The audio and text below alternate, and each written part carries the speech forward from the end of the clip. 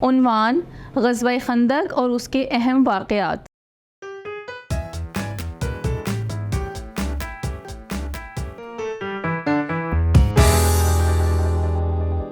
السلام علیکم عزیز طلباء و طالبات، میں آپ سب کو مون لائٹ انٹرنیشنل پبلشر کے ڈیجیٹل تعلیمی پلیٹ فارم پر خوش آمدید کہتی ہوں۔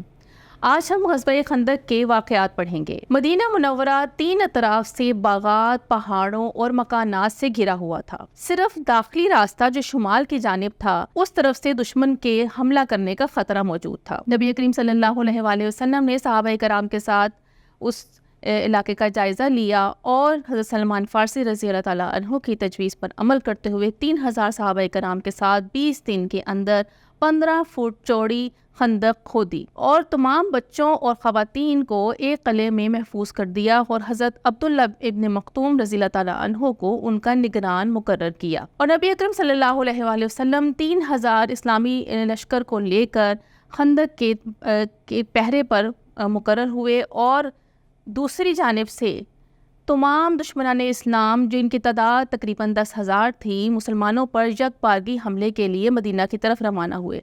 لیکن مدینہ پہنچ کر جب انہوں نے خندق دیکھی تو ان کا یہ خواب چکنا چور ہو گیا۔ اب ان کے پاس شہر کے باہر پڑاؤ کرنے کے علاوہ کوئی چارہ نہیں تھا۔ خندق اتنی چوڑی تھی کہ اسے عبور کرنا آسان نہیں تھا۔ دشمنان اسلام کے چند افراد نے اس کو عبور کرنے کی کوشش کی اور وہ خندق میں گر گئے اور مسلمانوں نے خندق میں جا کر ان کا کام تمام کر دیا۔ کفار کے 4 جنگجو جن میں عمر بن عبدود، زرار، نوفل اور جبیرہ شامل ہیں، انہوں نے ایک جگہ جہاں سے خندق کی چوڑائی کم تھی، خندق کو عبور کر لیا۔ عمر بن عبدود 1000 جنگجوؤں کے برابر سمجھا جاتا تھا۔ اس نے مسلمانوں کو للکارا اور کہا کہ کون ہے جو مجھ سے مقابلہ کرے گا۔ حضرت علی کرم اللہ وجہہ نے اس کے مقابلے کے لیے نبی کریم صلی اللہ علیہ وآلہ وسلم سے اجازت مانگی۔ اس نے 3 بار مسلمانوں کو للکارا اور ہر مرتبہ حضرت علی اٹھے۔ نبی کریم صلی اللہ علیہ وآلہ وسلم نے بالآخر حضرت علی کو اپنی تلوار سونپی، ان کو اپنا امامہ باندھا اور میدان جنگ کی طرف روانہ کر دیا۔ عمر بن عبدود کا کہنا تھا کہ جو کوئی مجھ سے 3 باتیں کہے گا، میں اس میں سے ایک بات اس کی ضرور مانوں گا۔ حضرت علی کرم اللہ وجہہ نے اسے کہا کہ تم اسلام لے آؤ۔ اس نے کہا میں ایسا نہیں کروں گا۔ دوسرے نمبر پہ حضرت علی نے اس سے کہا کہ تم واپس چلے جاؤ، تو اس نے کہا کہ عرب کی عورتیں مجھ پر ہنسیں گی۔ اس کے بعد حضرت علی کرم اللہ وجہہ نے کہا کہ پھر مجھ سے مقابلے کے لیے تیار ہو جاؤ۔ تو وہ ہنسنے لگا اور کہنے لگا مجھے امید نہیں تھی کہ اس آسمان کے نیچے مجھ سے کوئی یہ بات کہے گا۔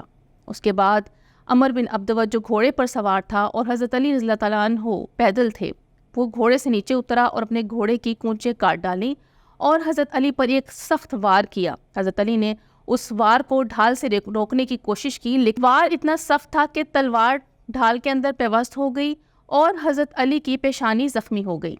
جوابی کارروائی کے طور پر حضرت علی رضی اللہ تعالیٰ عنہ نے وار کیا اور حضرت علی رضی اللہ تعالیٰ عنہ کی تلوار عمر بن عبدود کے کندھے کو کاٹتی ہوئی اس کے جسم میں پیوست ہو گئی اور حضرت علی رضی اللہ تعالیٰ عنہ نے نعرہ تکبیر لگایا اور فتح کا اعلان کر دیا۔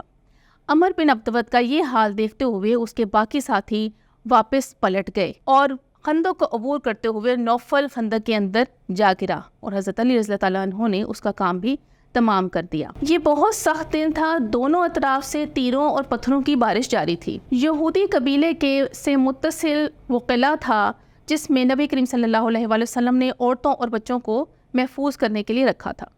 یہودیوں نے ایک سازش کی اور مسلمانوں پر حملہ کرنے کے لیے، مسلم خواتین پر حملہ کرنے کے لیے اس قلعے کا رخ کیا۔ نبی کریم صلی اللہ علیہ وآلہ وسلم کی پھوپھی حضرت صفیہ رضی اللہ تعالیٰ عنہ نے اس یہودی کا سر کاٹ کر یہودیوں کی طرف پھینک دیا۔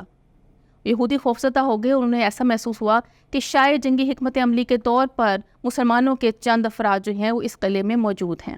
اس کے بعد یہودیوں نے مسلمان کی عورتوں پر حملہ کرنے کی جرأت نہ کی۔ دوسری طرف حضرت نعیم بن مسعود رضی اللہ تعالیٰ عنہ کی حکمت عملی سے یہودیوں اور قریش مکہ کے درمیان پھوٹ پڑ گئی اور ان کا اتحاد جو ہے وہ ختم ہو گیا۔ موسم بہت سرد تھا، بہت سے جنگجو بیمار ہو گئے اور اللہ تعالیٰ کی طرف سے آندھی چل پڑی۔